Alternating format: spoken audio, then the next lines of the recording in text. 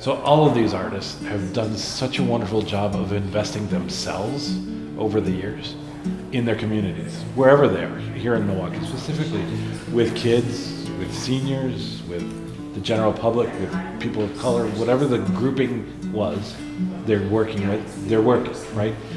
And they invested themselves to such a level that often there wasn't a lot in reserve, meaning health insurance, money for rent, money for food, all of those things. So as the mature artist gets to this point, it's time for the community to invest back in them, right? And say, it's one way of saying thank you for all you've done, because they've done so much. And then the next thing is to make sure that the young ones understand the legacy that they have. Because again, if we're lucky here in Milwaukee, but statewide, there are people who've been doing this work who maybe are at the point where they want to hand the baton. And the question is there somebody there to receive it? And sometimes it's no, they want to do their own thing, and that's okay too.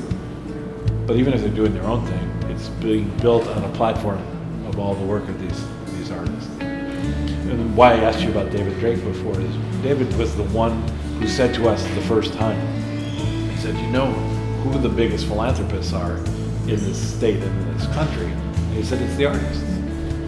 And as he explained what he meant, he was saying, look, we don't charge the real rate for our fees because A, nobody's going to pay them, and B, they can't really afford them.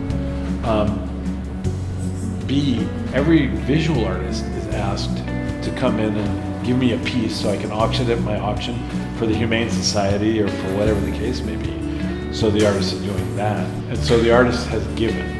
And so the mature artist has just given for a much longer time. And so the question is, what do you do about that? And so one hopes that out of this project that people within the arts and outside will say, oh yeah, we got something going on here we need to pay attention to.